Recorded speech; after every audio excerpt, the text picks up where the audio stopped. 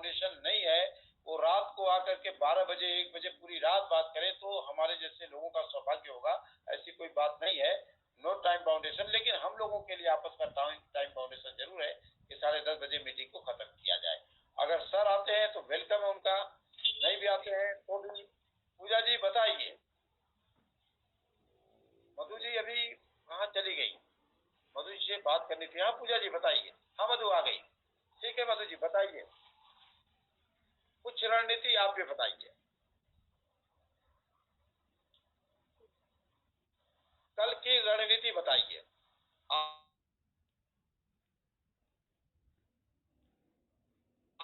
आज बताइए कि किस तरह से लोगों को जोड़ने का काम किया जाए, कुछ बताइए।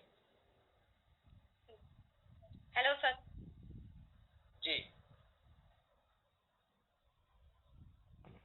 मेरी आवाज सर तो हम है? हाँ सर, हम लोग भी यही सोचते हैं।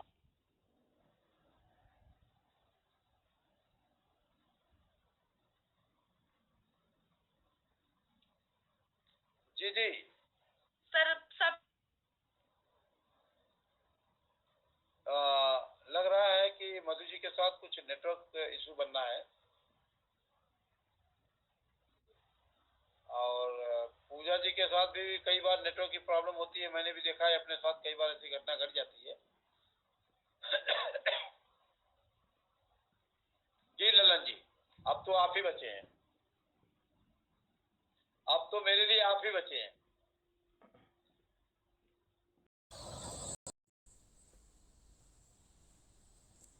बहुत बढ़िया। सर जी को नमस्ते, स्वागत है सर। स्वागत है अध्यक्ष महोदय का, प्लीज। आप सभी अभिनंदन है आपका तहे दिल से। आप सभी को भी बहुत बहुत जो है धन्यवाद। और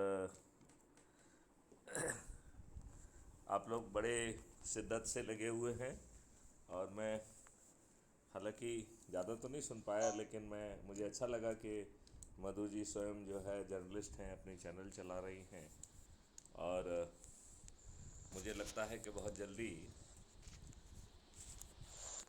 वो मदद कर पाएंगी जिससे उस चैनल के माध्यम से हम लोगों की आवाज़ जो है दूर दूर तक पहुंच पाएगी। ये बहुत ज़रूरी है। हालांकि हमें ये बात भी समझना होगी कि हमारे मॉडल पब्लिसिटी पे कम है, 1-to-1 कम्युनिकेशन पर ज़्यादा है।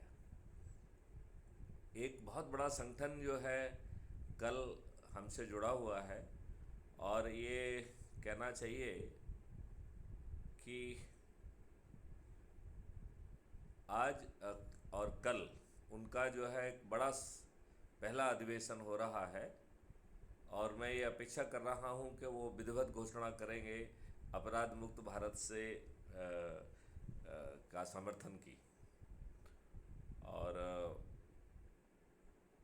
उससे क्राइम फ्री भारत को बहुत मजबूती मिलेगी, ऐसा मेरा अनुमान है। मुझे लगता है एक आज हमारे एक संगठन से बात हुई थी, वो मजदूरों का संगठन था, उत्तर प्रदेश का लखनऊ का संगठन था वो। और जो लखनऊ का संगठन है वो भी पूरी तरह से क्राइम फ्री भारत में जुड़ रहा है और वो जो है दूसरे शहरों में जाकर वहाँ पर भी क्राइम फ्री भारत के बारे में लोगों को ब्रीफ करेगा, लोगों को जोड़ेगा। आज मेरी चर्चा हो रही थी नरेंद्र सिंह जी से और हम लोग ये बात कर रहे थे कि अब हमको एक व्यक्ति की बजाय एक पुंज में कन्वर्ट होना होगा। तो हर व्यक्ति प्रयास करे कि वो छोटे छोटे जो है अपने साथ टीमें बना ले, जो टीम डेडिकेटेड होके काम करें। मतलब जैसे एज्यूम करिए कुछ बच्चों की टीम बना ली, वो स्कूल कॉलेज जाएं, कोचिंग सेंटर जाएं, हॉस्टल्स जाएं और वहाँ पे जो बच्चे हैं जिनके सामने इतना लंबा भविष्य पड़ा हुआ है, जिनका भविष्य जो है अंधकारमय हो रहा है, वो उनका भविष्य जो है, लंबा भविष्य सुधरने वाला है। उन्हें एक नए भारत में सांस लेने का मौका मिलेगा, नए भारत में नई चीज़ सीखने की मौका मिलेगा, जो आज की शिक्षा पद्धति की ना सोच है, ना चिंतन है, ना देने की सामर्थ्य है। आज मेरी चार्टर्ड अकाउंटेंट हरीश जी से बात हो रही थी, जो कि क्राइम फ्री भारत मिशन के वाइस प्रेसिडेंट हैं और वो कर्नाटका को बिलोंग करते हैं और पेशे से चार्टर्ड अकाउंटेंट हैं। मैंने उनसे यही कहा कि ये कर्नाटका का दुर्भाग्य है कि इतने बड़े लाभ से जो है ना कर्नाटका वंचित हो गया है, अन्यथा ताज भी आपका होता और पूरा इकोसिस्टम बदलने वाला था। तो यदि कर्नाटका के लोग अपने आप को विद्वान कहते हैं तो ये तो उनकी अदूरदर्शिता और यदि मूर्खता भी कहा जाए तो बहुत अतिशयोक्ति नहीं होगी, क्योंकि विद्वान तो उसी को कहते हैं जो अपने हित और अहित को पहचाने। यदि आप अपने हित को नहीं पहचान पा रहे हैं तो मुझे ये कहने में गुरेज नहीं है कि आप अदूरदर्शी भी हैं और स्वयं घाती भी हैं और अपने बच्चों के भी घाती हैं। और जब हम आध्यात्मिक भाषा में इसी बात को कहते हैं तो मुझे लगता है कि भाई आपके जो भी प्रारब्ध हैं, जो पाप हैं आपके, शायद उसका दंड पूरा नहीं हुआ है। ये आज के दुष्ट राजनेता, इनसे अभी आपको और जूते लाते खाना बाकी है और आप उस जूते लाते खाने से बच नहीं सकते हैं, क्योंकि वो आपके प्रारब्ध का हिस्सा है। इसीलिए आपको अपनी बातें और अपने हित की बात समझ में नहीं आ रही है। और जब जो है कहते हैं ना, जाको प्रभु दारुण दुख देही ताकि मति पहले हर लेही, तो जब जो है कुंभकर्ण इंद्रासन मांग रहा था तो उसके मुंह से निंद्रासन निकल गया, राइट। तो मुझे भी लगता है कि ये कर्नाटका वासियों की रियली उनका अपना दुर्भाग्य है कि इतनी बड़ी अपॉर्चुनिटी उन्होंने अपने हाथ से जाने दी। और हम लोगों ने लगभग 1 घंटे बात कर रहे थे। बाद में उन्होंने मेरी हर बात मानी कि सर आप बिल्कुल ठीक कह रहे हैं, अब हम उन्हें संवेदनशील बनाएंगे, उन्हें रिस्पॉन्सिबल बनाएंगे। मैंने कहा कि आप बार बार मुझसे कहते थे कि साहब कर्नाटका के लोगों की ये सेंसिटिविटी है, तो हमने कहा यदि आप अपने हितों को नहीं पहचान रहे हैं तो किस बात की सेंसिटिविटी है, एक तो मूर्खता कहलाएगी।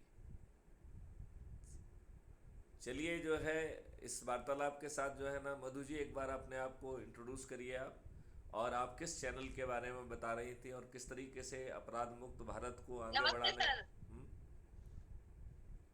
हाँ बेटे बताइए। नमस्ते सर। नमस्ते जी नमस्कार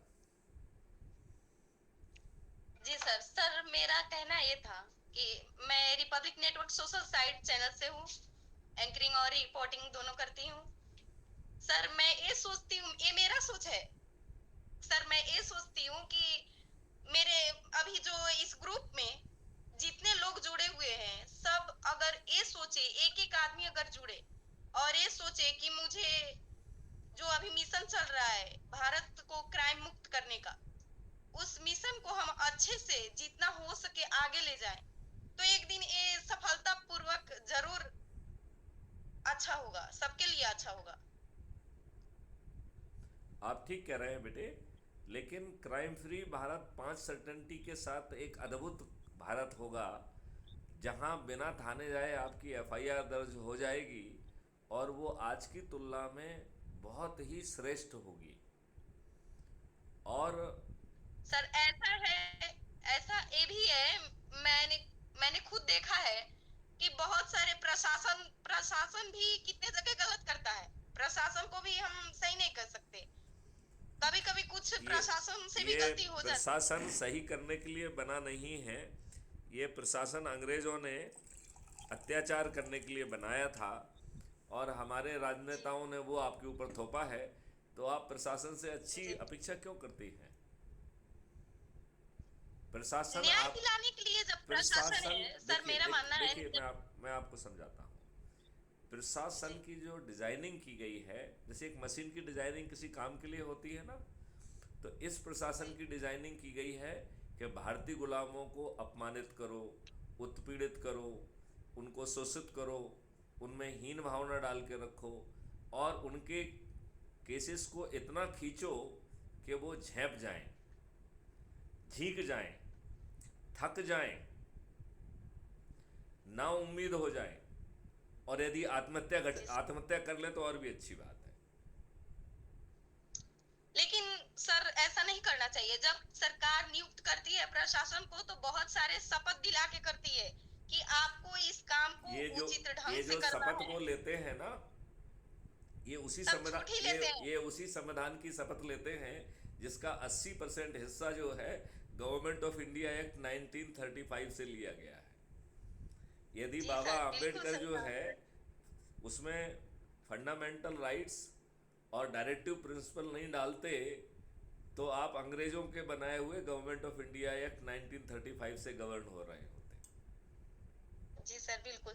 सर यहाँ पे भी रक्सौल से हूँ मैं, और रक्सौल में मुझे ये चीजें देखने को मिलती है और बहुत तकलीफ होती है। गरीब, अगर कोई गरीब फैमिली से है, वो जाकर के अपना कंप्लेन करता है तो इसके लिए उसे शर्मिंदा होके फिर अपने घर जाना पड़ता है।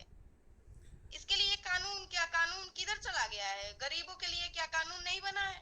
फिर गरीब जो लोग हैं वो मीडिया का सहारा लेते हैं, तो हम लोग उनके लिए एनी टाइम खड़े रहते हैं। हम लोग जाके प्रशासन से बात करते हैं कि आप देखिए लोग अन्याय क्यों कर रहे हैं। देखिए मधु बेटे, आप जैसे कुछ बिरले लोग होंगे जो बचे हुए हैं, नहीं तो जो दिमाग वाले लोग हैं उनका दिमाग जो है ना गिरवी रखा हुआ है, और मीडिया वालों का पेन जो है ना गिरवी रखा हुआ है। आज ये स्थिति जी बन गई है कि आप हेडिंग लिखते हैं, जनसंपर्क कार्यालय फ़ोन करके बताता है ये हेडिंग ठीक करिए, इसमें ये काम लिखिए, ये न्यूज़ को ड्रॉप कर दीजिए, ये न्यूज़ को जो ना प्रिंट होना चाहिए। ये पहले लेकिन लेकिन सर, हम न्यूज क्यों, कोई भी न्यूज हो, मेरा न्यूज है, मेरा चैनल है, अगर एक एक इंसान ये ठान ले कि हम गलत नहीं होने देंगे, चाहे जो भी जिस सितम से मुझे गुजरना पड़े, जो भी मुझे ठोकर लगे, जो भी हो, मैं ये न्यूज या कोई भी चीज हो, मैं उसे डिलीट नहीं करूंगी। मैं डट के अगर खड़ी रही, मेरे जैसे लोग अगर मीडिया वाले डट के खड़े रहे तो फिर कोई किसी का कुछ नहीं बिगाड़ पाएगा। देखिए अधिकांश मीडिया जो हाउसेस हैं वो गवर्नमेंट के या तो प्यादे हैं या उनके जी सर, बिल्कुल क्लचेज में बिल्कुल। हैं या उनसे फेवर चाहते हैं, राइट। और जी अधिकांश लोग उनके यहाँ नौकरी कर रहे हैं, तो अब जब नौकरी कर रहे हैं तो फिर बच्चों का ख्याल है, पेट का ख्याल है। अब पापी पेट से तो हर कोई डरता है।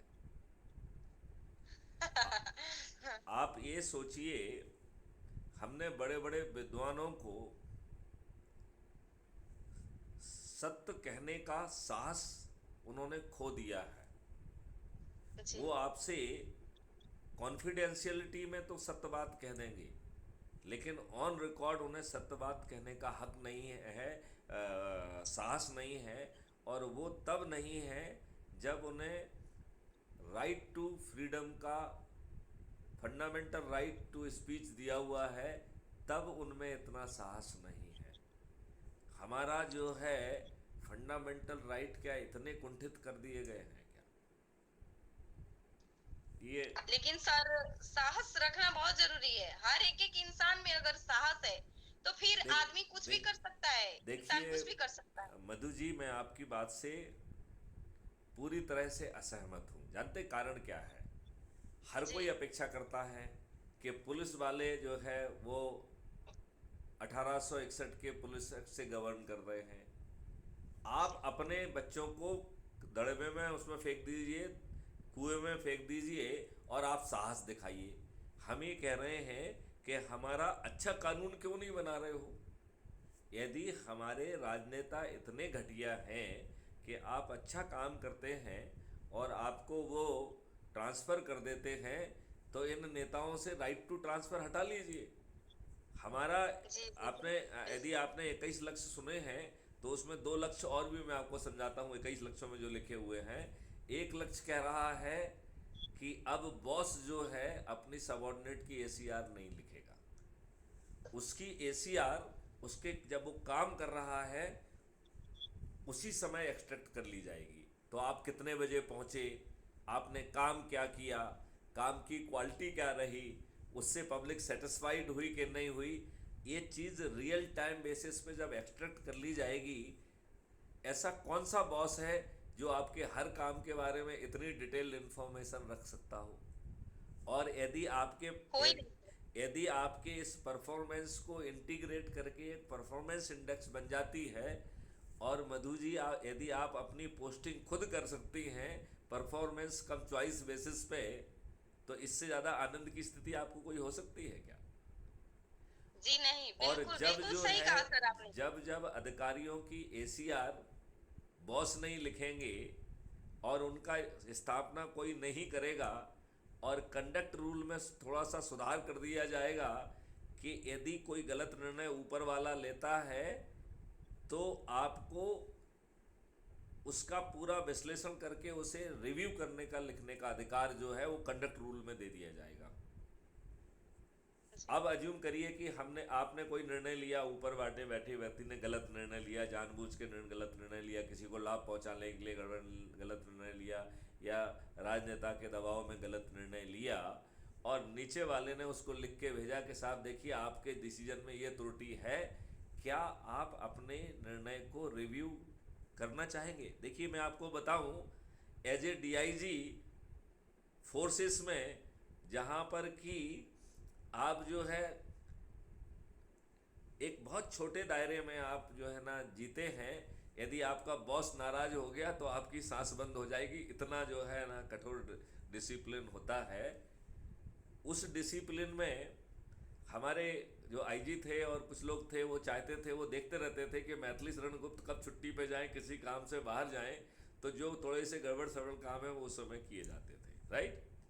हमारा एक एडीआईजी था, वो अपनी ताकत लगा देता था कि मेरी अनुपस्थिति में आदेश निकले नहीं, और जैसे ही मैं पहुंचता था तो वो सब फाइलें लेके मेरे सामने आ जाएगा कि सर देखिए कितने गलत निर्णय हुए।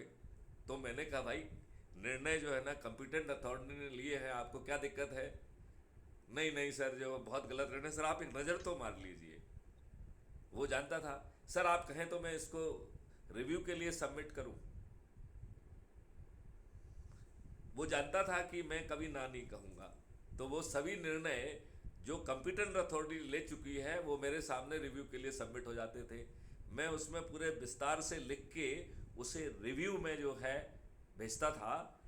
केवल एक निर्णय को छोड़ के रिव्यू में सभी निर्णय बदले गए, जो मैंने लिख के भेजा वो निर्णय हुए, और जो एक निर्णय हुआ है जिसमें इन्होंने नहीं बदला, यदि वो कभी चुनौती में आ जाता तो वो महोदय जो है ना सस्पेंड हो जाते, उनकी डीई हो जाती।